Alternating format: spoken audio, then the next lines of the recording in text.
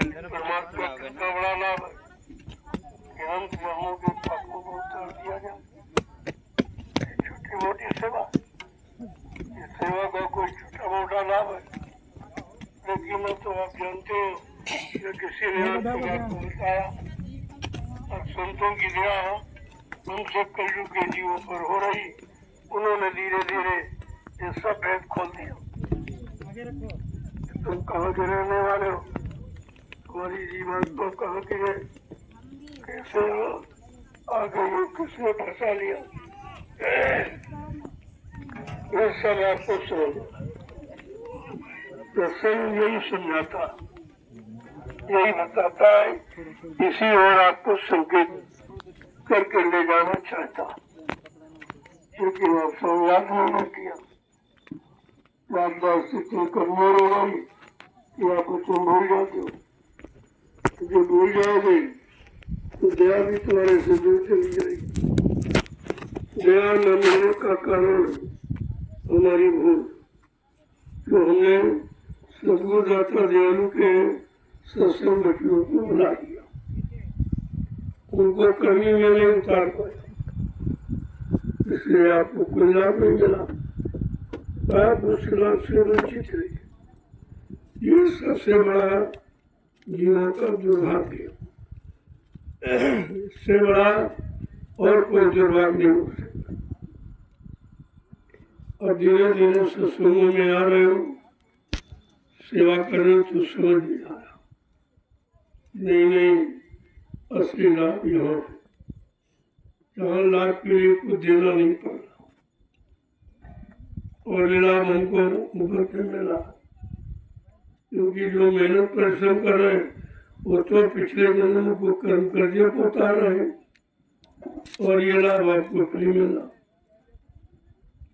क्योंकि जो आप आदेश हुकुम का पालन करके जो भूमि का व्यवस्था ये जमीन बना रहे हो, जिस पर बैठकर आगे आने वाले भविष्य में करोड़ों लोग लाभ उठाएंगे, वो भजन करेंगे, सत्संग सुनेंगे, सेवा करेंगे, ये लाभ उनको मिलेगा।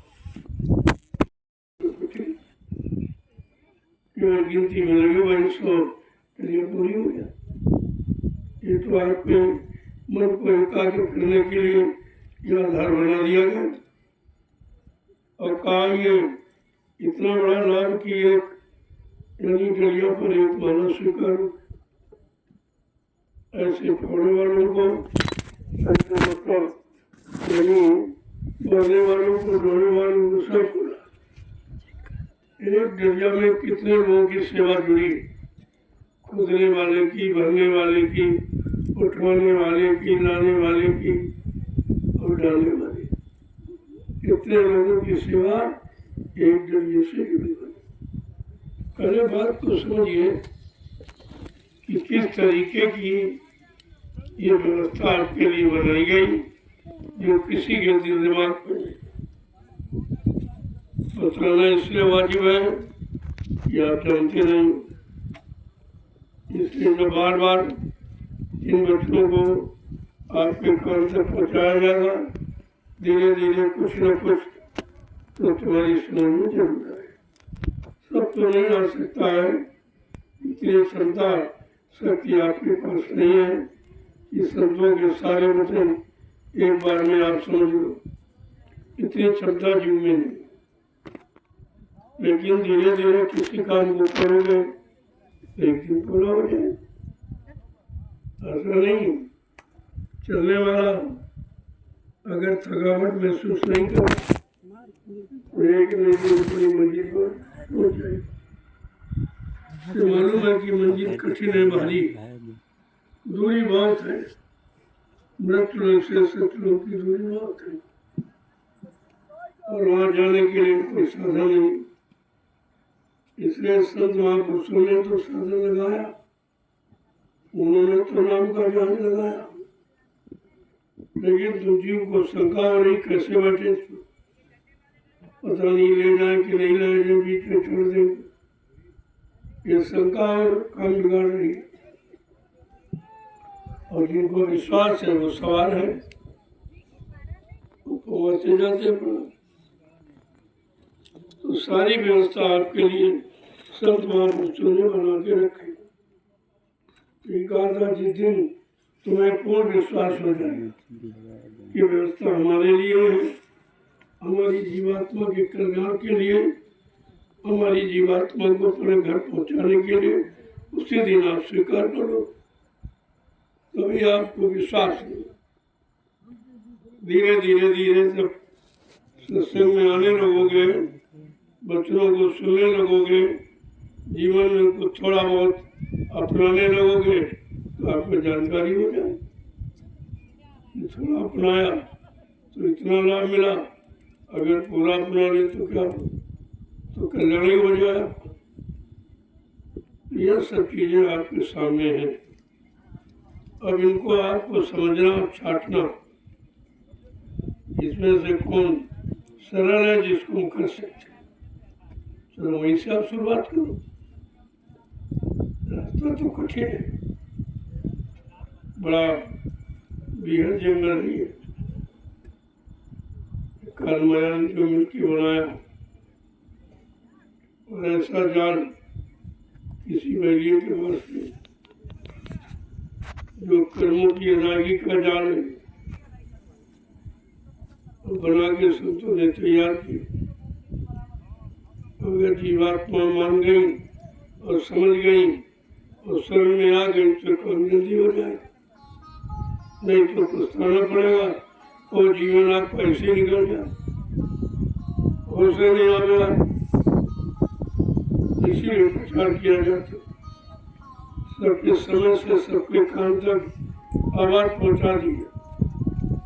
कोई ये न कह सके कि हमको रास्ते का ज्ञान नहीं कराया। तो संत महापुरुष बड़े दयालु होते और सब पर दया करते। उन्होंने सबके लिए ये रास्ता बना दिया। इस रास्ते पर चलकर तुम अपनी जीवात्मा का कल्याण कर सकते हो, अपनी जीवात्मा को परमात्मा से मिला सकते हो, और कोई दूसरा रास्ता है नहीं। ये सब खोल के काम। अब जीव न सुने, न माने, न अपनाए, तो फिर ये जीव की कमी तो होगा ना। बार बार जन्म मरण से छुटकारा नहीं मिलेगा। रोज पैदा होगे मरोगे, पैदा होगे मरोगे, इसके सिवा आपको कुछ मिलने वाला नहीं।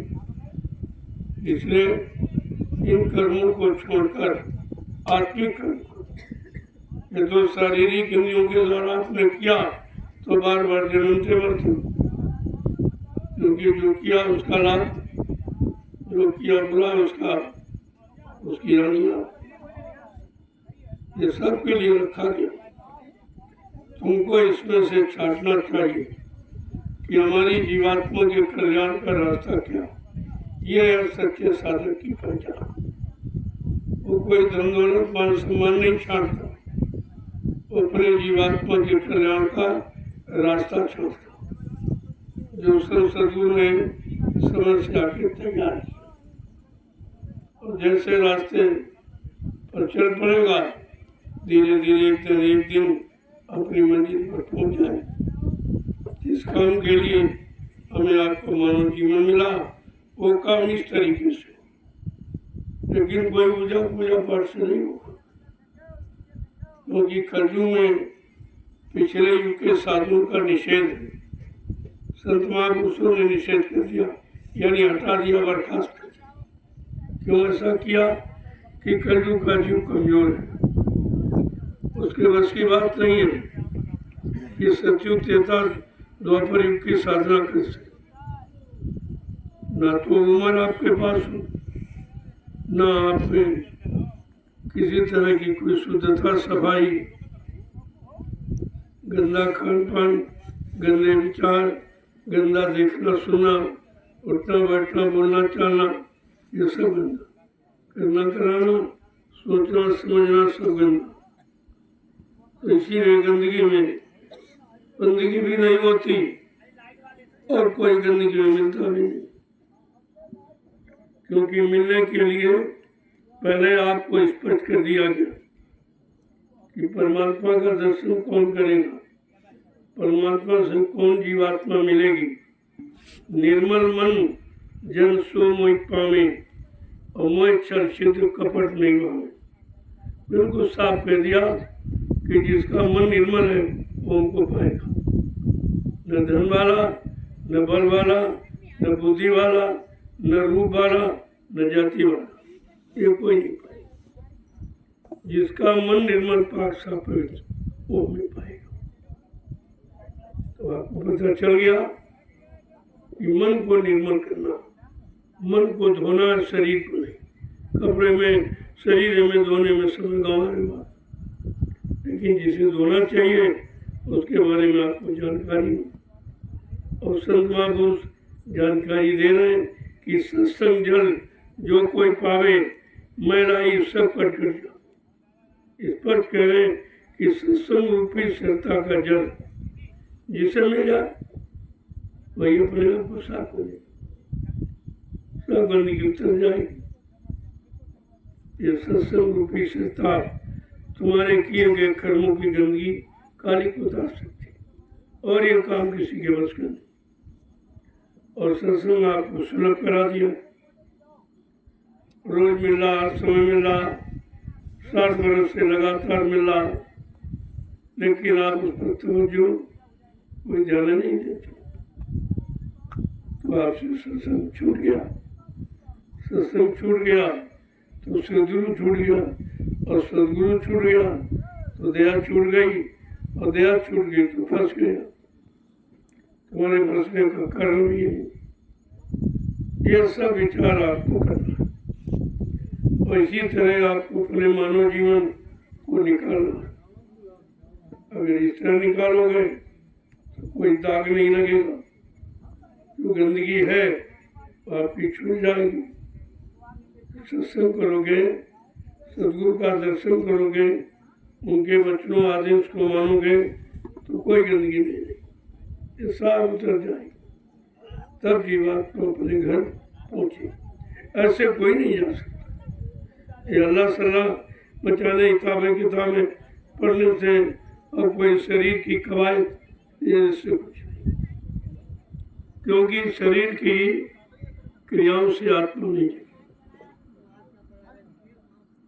वो आत्मा जगाने क्रिया अलग है, वो है सब सदगुरु के पास। जो समय का सदगुरु आया उसके पास जब उनकी शरण में जाओगे, उनके चरणों में बैठकर उनकी खिदमत सेवा करोगे, अपने आप को आत्मसमर्पित करोगे, किए पाप कर्मों को तिलांजलि दे दोगे, तब ये काम आपका शुरू होगा। इतना काम तो आपको करना ही पड़ेगा, क्योंकि ये काम तुमने किया। गंदगी तुमने फैलाई, गंदगी तुमने ला दी है भोगों में फंसकर। लिहाजा एक गंदगी को छुड़ाने का उपाय तो देंगे, लेकिन कुछ न कुछ निमित्त मात्र तुमसे कराएंगे। जब कराएंगे, जब कठिनता पड़ेगी तो फिर आगे नहीं करूँगा। अगर माफ़ी कर दी तो फिर करने लगो। ये माफ़ी दी तो तभी तो आप बोल गए, फिर किया, फिर बोल गए, फिर किया, माफ कर दिया, फिर बोल गए। कारण तो ये है कि हम बोलते गए, वो क्षमा करते रहे और तुम क्षमा को बोलते रहे। तो क्षमा की भी एक सीमा है, कहाँ तक क्षमा किया। तो उन्होंने जब लोगों ने बात नहीं मानी, क्षमा को भी आदर सम्मान नहीं दिया कि क्षमा के द्वारा हम बचे हैं, ऐसा बोले, तो महापुरुषों को मजबूर होकर ये सजा पाने का अधिकार ये काल भगवान को दे दिया। उनकी बनाई व्यवस्था कुदरत उसको दे दी, अब अधिकार कुदरत को दे दिया, और कुदरत तो न करेगी। अभी तो संत महापुरुषों ने तुम्हारे सिर पर बरद हस्त रखा, इसके कारण आप बचे हो। तो जिस दिन से उन्होंने हाथ हटा लिया तो ये कुदरत न करेगी फिर आप अपने आप को बचा नहीं पाओ। कुदरत की मार से कोई नहीं बचा। बड़े बड़े राजे महाराजे बादशाह कुदरत की मार से बच नहीं पाए और आज भी वो मार खा रहे जब राजा की जूतियों की मार नरकों में पड़े, क्योंकि उनको सदगुरु मिला नहीं, निकालने वाला भवसागर से मिला नहीं, पाप कर्मों में माफी कराने वाला मिला नहीं, नाम की साधना नाम की युक्ति उनको मिली नहीं, तो बेचारे खाली रह गए और नरकों में चले गए। उनको कितना अच्छा अवसर मिला कलयुग में। इसलिए साधकों के लिए, भक्तों के लिए कलयुग बहुत अच्छा। कहा कलयुग समयान युग जो नर कर विश्वास, कलयुग के समान अच्छा युग क्षमा का, अपराधों की क्षमा का कोई। सब में जो शक्तियाँ आई उन्होंने क्षमा नहीं किया, सजा दी। न हिरण्यकशिपु को क्षमा दी, न रावण को क्षमा दी, न कंस को क्षमा दी, न जरासंध को क्षमा। तो तुम तो बहुत कमजोर हो और पाप ज्यादा किए हो, तो तुम तो सजा के ही लायक हो, आपको सजा मिलेगी। नहीं मानोगे तो सजा मिलेगी और उस सजा से तुम्हें धरती मंडल पर कोई बचा नहीं सकता। बचाने का किसी के पास उपाय नहीं है। इसलिए समय रहते, शरीर रहते आप अपना काम बना लो, ये आपकी बुद्धिमानी है। संत महापुरुष तुम्हारे लिए आए, तुम्हारी जीवात्मा के कल्याण के लिए आए, तुम्हारे पाप कर्मों को बोझा उतारने के लिए आए। उन्होंने रास्ता भी रख दिया, कहते सत्संग करो और सेवा करो और भजन करो, इसके अलावा चौथा कोई रास्ता नहीं। और ये रास्ता सिवा सदगुरु की और कोई रास्ता नहीं। संत सदगुरु के सिवा जीवात्माओं को घर जाने पहुंचाने का ये रास्ता किसी के पास। अब धीरे धीरे जब सतगुरु की शरण में जीव आया, उनका स्वभाव है कि आए शरण तजो नहीं पाए। जो शरण में आ गया उसको कभी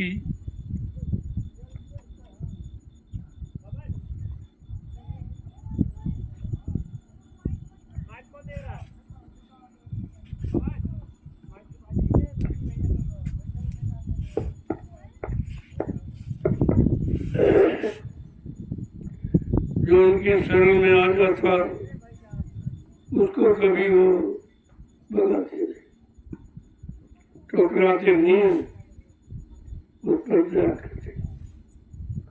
क्यों दयालु है तो उनको स्वभाव दया कर। काल शक्तियां होती तो नहीं क्षमा करते। काल और दयाल में यही अंतर, काल क्षमा नहीं करता, सजा देता, और दयाल क्षमा कर देता, माफ कर देता। इतना बड़ा अंतर। अब आपको समझना है कि हमको काल भगवान चाहिए कि दयाल भगवान चाहिए। दो भगवान है, दो भगवान है आपको।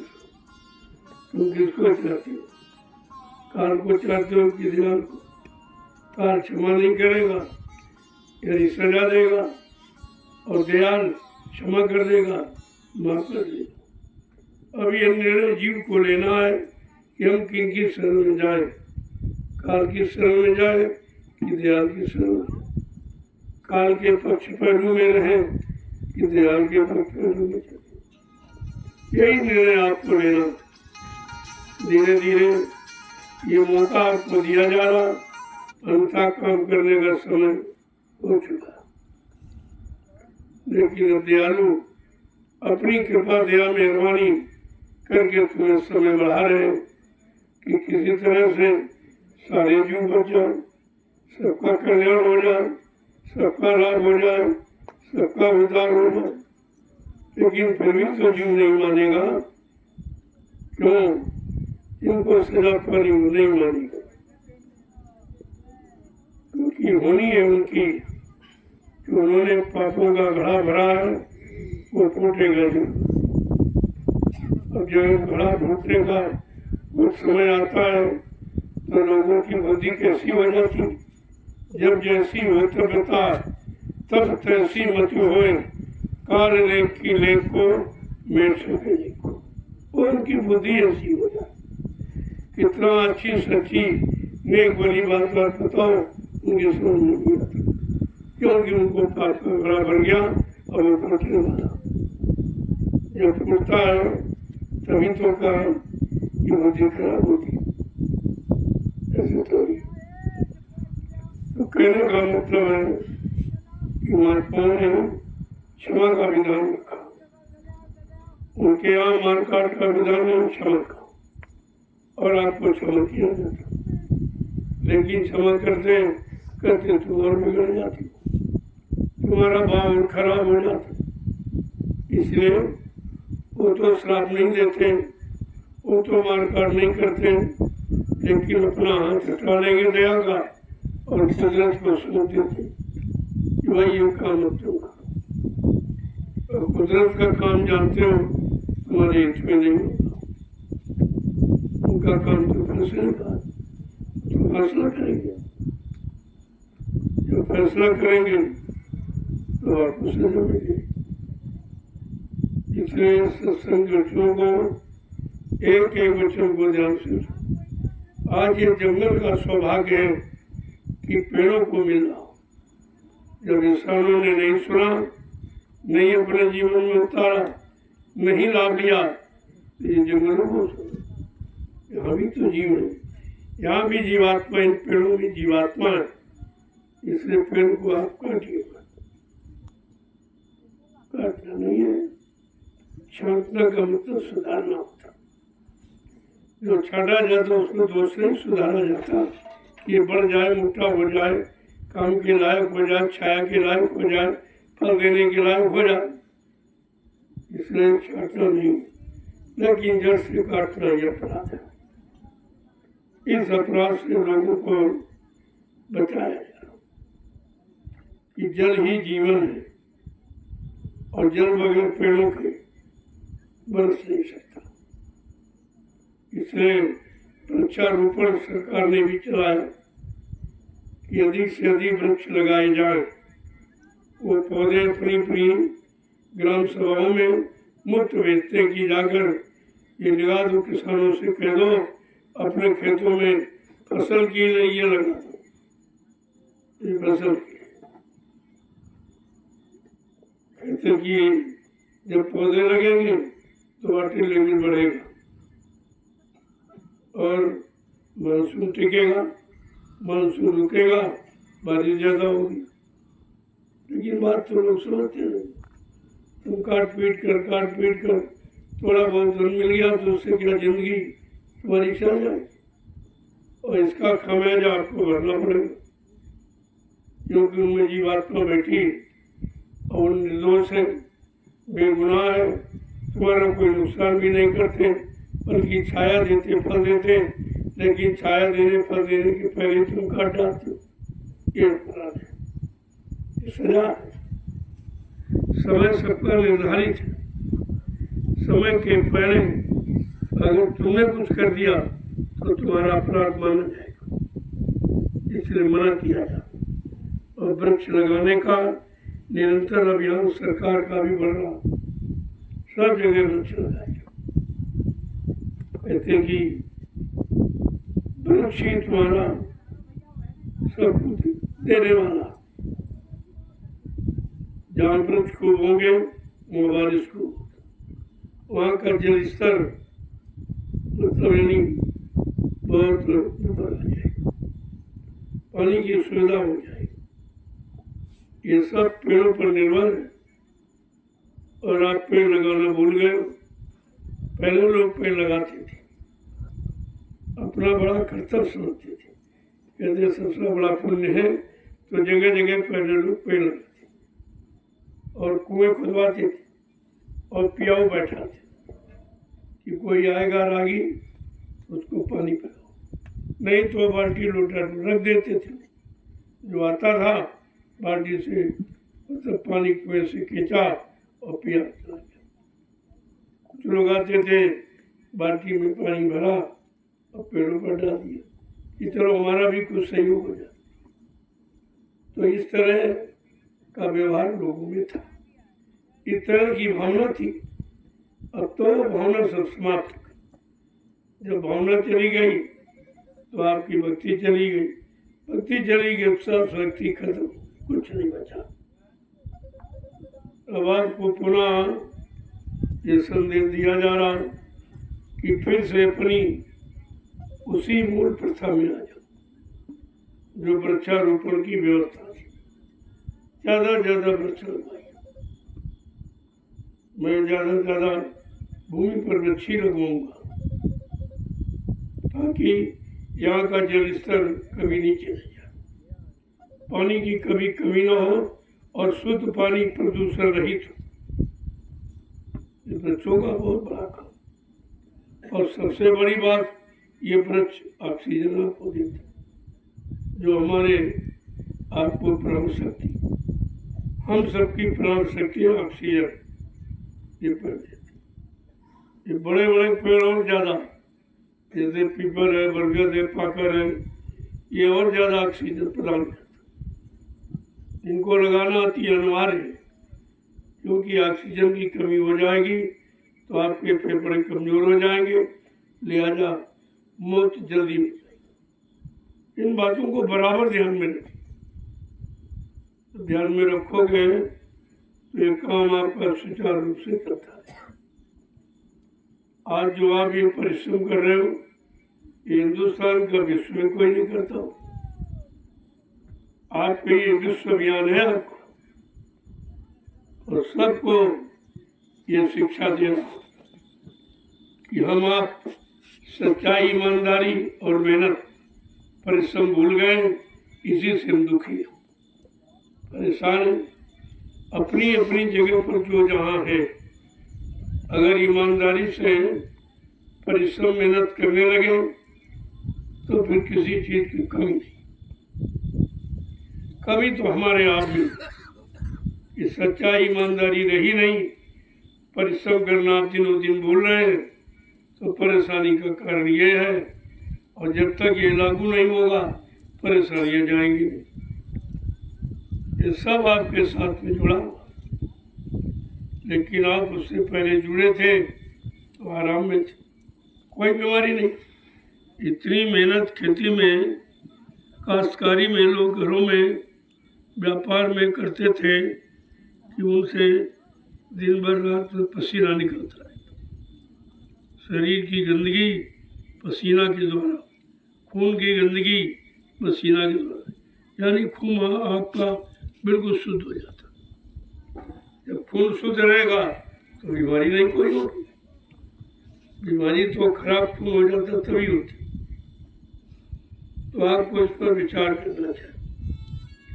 आप गृहस्थ आश्रम में रहते हो, जो सबसे श्रेष्ठ आश्रम। सारे आश्रम गृहस्थ आश्रम पर निर्भर है, क्योंकि रोटी गृहस्थ आश्रम में, और बिना रोटी को कोई रह नहीं सकता। यानी रोटी, अन्न हमारी प्राण है, ये प्राण शक्ति है। कलयुग में अन्न में प्राण है। अन्न मिलता रहेगा, आप जीवित रहो। आपका ये जड़ शरीर की ऊर्जा है, अन्न, दालें, फल, फूल, मेवे, सब्जी है, सब ऊर्जा। लेकिन बगैर अन्न के ही आप खाओगे कैसे? सब्जी दाल आप कैसे प्रयोग करोगे? उसके लिए रोटी चाहिए। कहने का मतलब अन्न के बिना सब मामला सुन है। आज अन्नदाता ही परेशान है, उसकी कोई सुनवाई नहीं, उनके कोई आंसुओं की कीमत नहीं। और कहा जाता अन्नदाता, जब दाता मुसीबत आपत्ति में होगा तो दाता के पास जो भिखारी आते उनको भी कैसे मिलेगा, उनका निर्वाह कैसे हो, इस पर किसी ने आज तक विचार ही नहीं किया। और अन्नदाता यानी काश्तकार, किसान, भूमि जोतक सबसे ज्यादा परेशान, और इनकी सुनने वाला कोई नहीं। दूरदर्शी के सिवा ये संपूर्ण व्यवस्था शांति में, सुख में कोई बता नहीं सकता, न कोई बना सकता। ये काम दूरदर्शी का, यानी संत महापुरुषों की भूमिका व्यवस्था से ये काम। इंसानों को मौका दिया गया, उन्होंने कुछ किया नहीं, उल्टा कर दिया।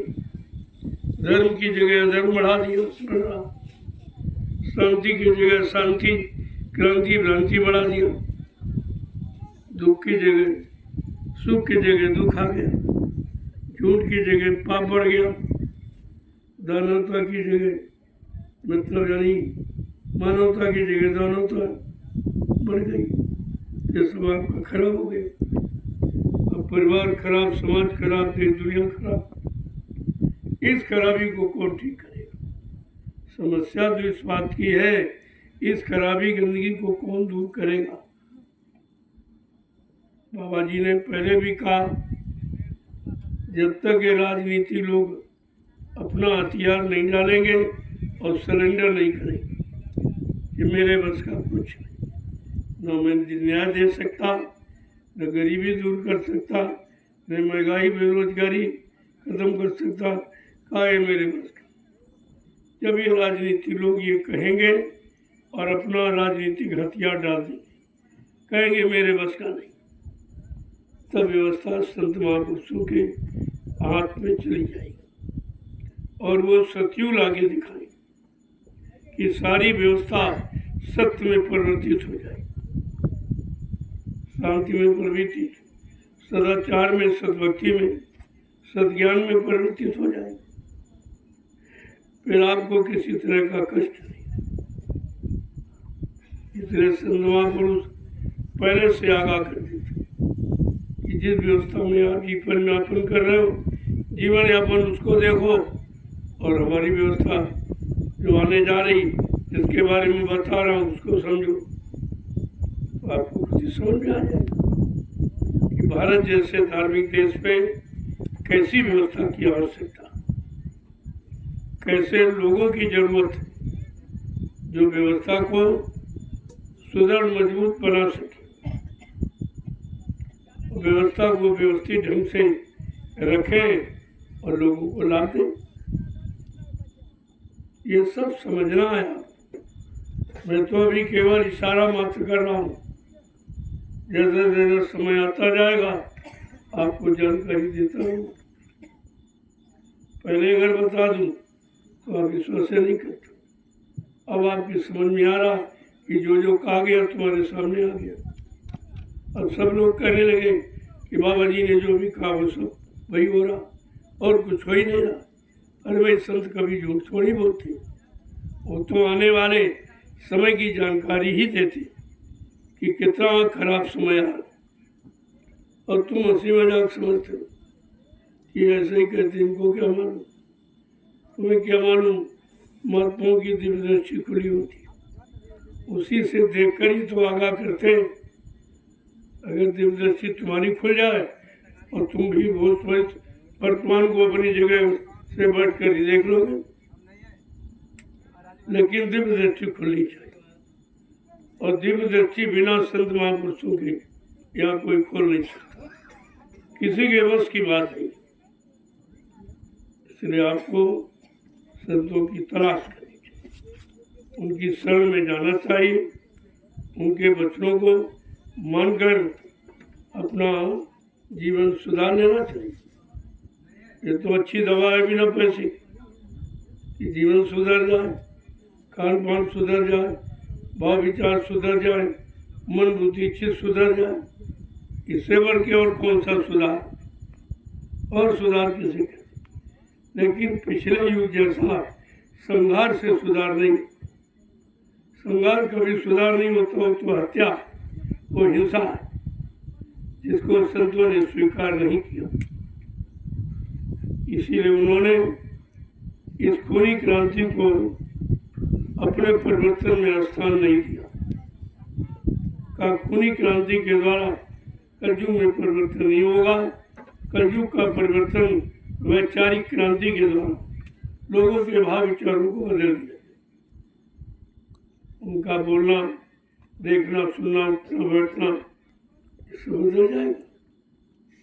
ऐसा अजीबो गरीब परिवर्तन जो भी विश्वास नहीं हो रहा क्योंकि आपने खूनी क्रांति वाला परिवर्तन पढ़ा सुना, लोगों ने तुम्हें बताया, लेकिन कलयुग का परिवर्तन ऐसा नहीं है।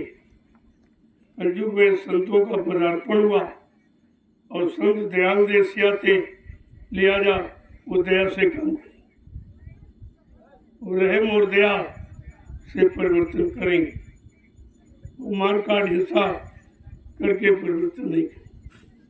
तभी तो लोगों की समझ में नहीं आ रहा, न संत वाणी समझ में आ रही, न उनके वचन समझ में आ रहे, न उनकी भूमिका दूरदर्शी वो समझ में आ रही। लेकिन धीरे धीरे आ जाएगा, परिस्थितियां आपको मजबूर करती, ऐसी परिस्थिति आपकी बनती जा रही जो आपको मजबूर लाचार, अंततोगत्वा संतों की शरण में आपको आना पड़ेगा, क्योंकि सच्ची सुख शांति का स्थान संत महापुरुषों के चरण और दया के भंडार है, क्षमा भी करती है। तो ये सब काम जो मानव हित में है वो संत महापुरुषों के पास, जब तक उनके पास नहीं जाओगे, उनके वचनों को नहीं मानोगे, उनके अनुसार जीवन को नहीं निकालोगे, तो जीवन में सुख शांति आपको कभी नहीं मिलेगी। इसीलिए तो आपको ये सुनाया जा रहा है, जय गुरुदेव, जय गुरुदेव, जय गुरुदेव, जय गुरुदेव, जय गुरुदेव नाम किसका, प्रभु का, जय गुरुदेव नाम किसका, प्रभु का, प्रभु का प्यारा नाम, जय गुरुदेव। देखो दोनों भक्त आपको सबसे मिला, सुबह में मिलता और शाम को। आप कितने भाग्यशाली, इस सत्संग में मिला और सेवा भी मिली, और भजन भी आप सुबह करते, भजन भी सुबह आप करते। ये तीनों काम केवल नैमिषारण्य की पावन पवित्र भूमि पर ये तीनों काम जनित और आत्मा के कल्याण के, सत्संग भी हो रहा, सेवा भी कर रहे लोग, भजन, ये परमार्थी सम्मान सेवा और ये आध्यात्मिक वचन कहीं पर लागू करके नहीं दिखाया। किताबें तो लोग पढ़ते हैं संतों की, लेकिन किताबें पढ़कर आप संतों को पहचान नहीं सकते। संत की श्रेणी पर किताबें पढ़ के आप नहीं पहुंच सकते।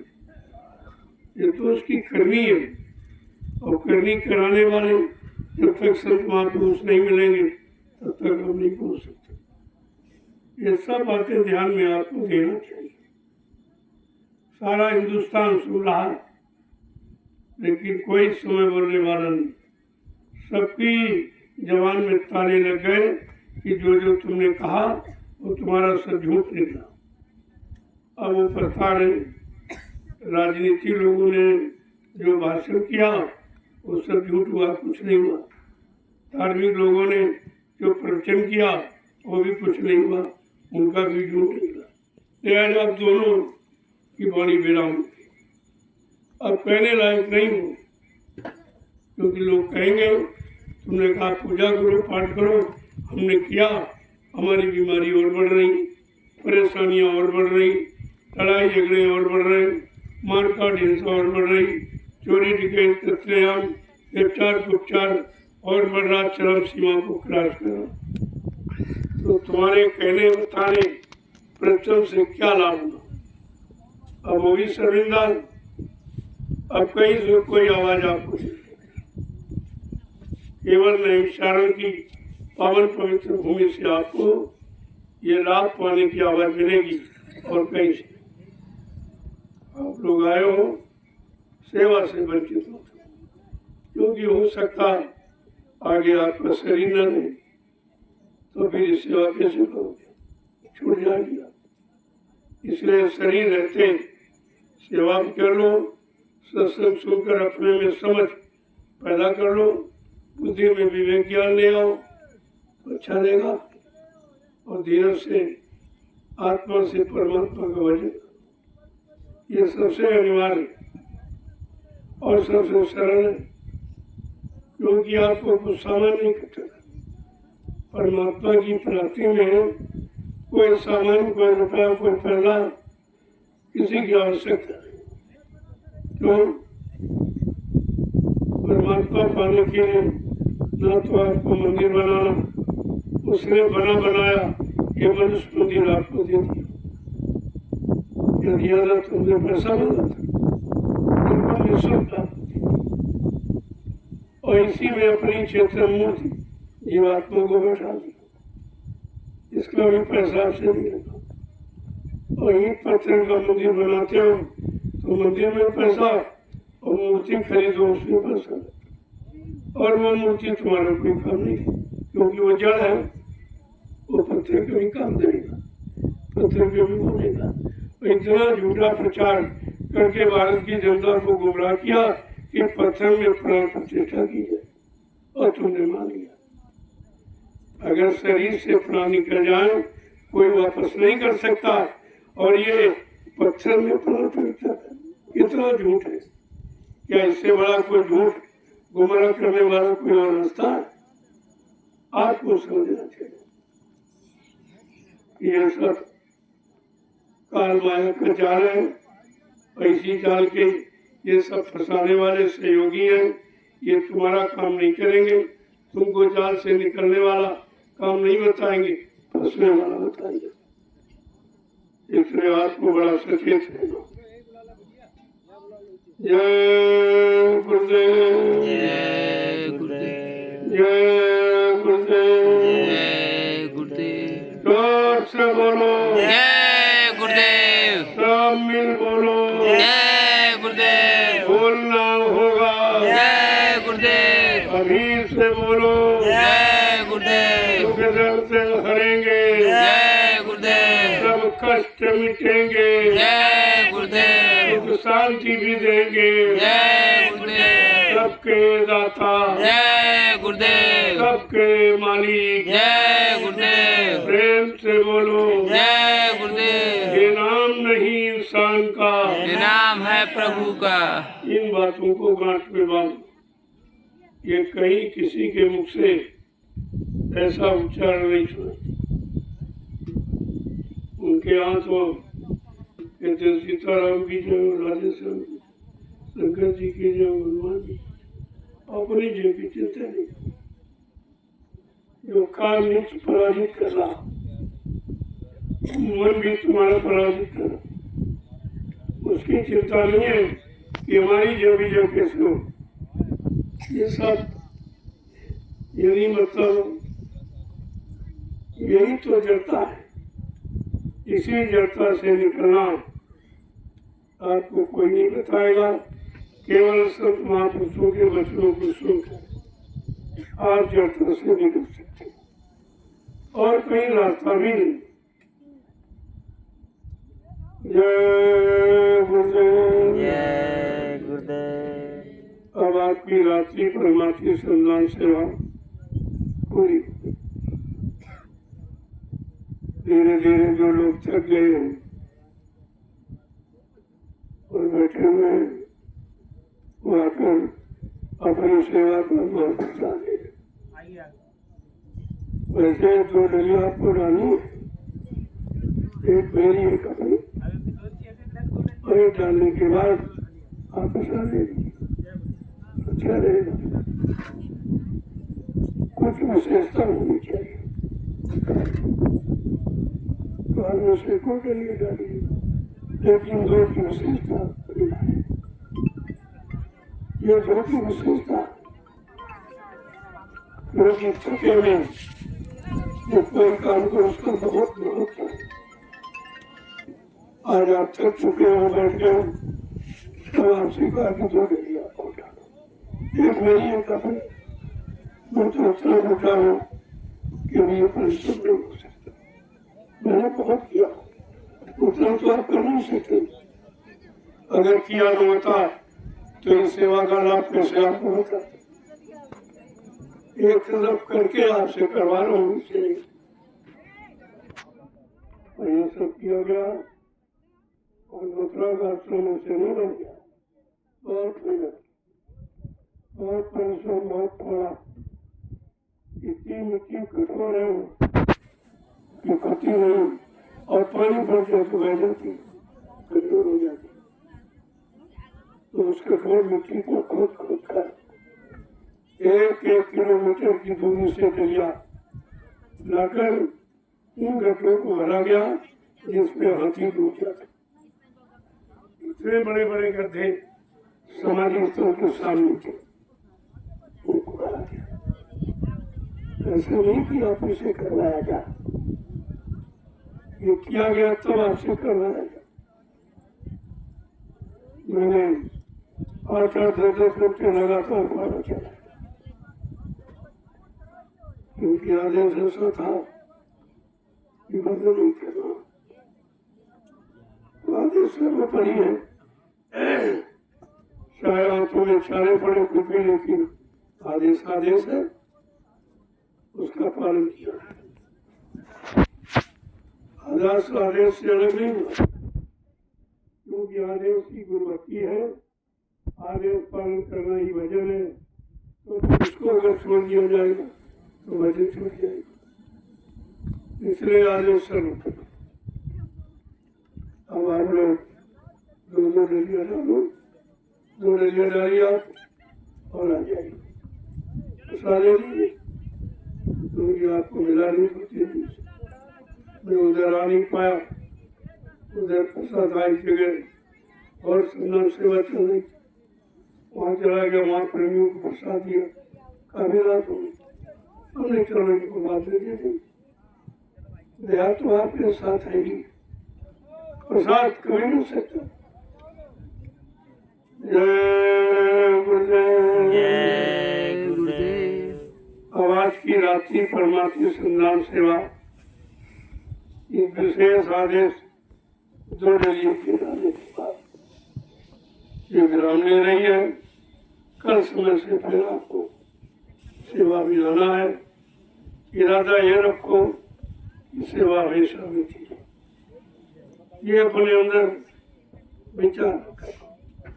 सेवा से कभी हटने का प्रयास करो, सेवा ही आपको बचाए। ये तुम्हारे पास बचने का कोई साधन नहीं, न भजन है, न सत्संग है, न और कोई उपाय आपके पास।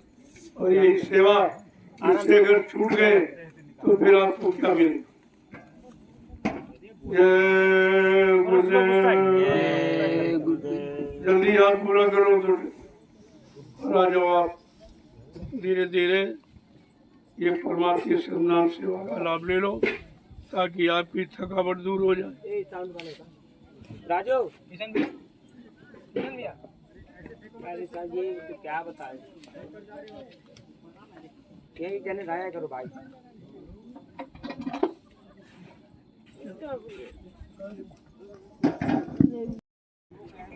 यार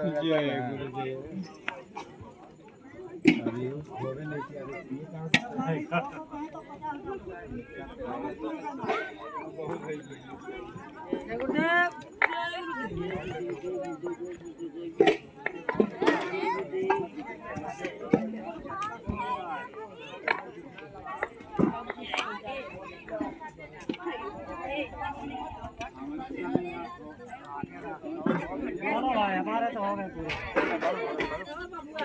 पूरे भैया।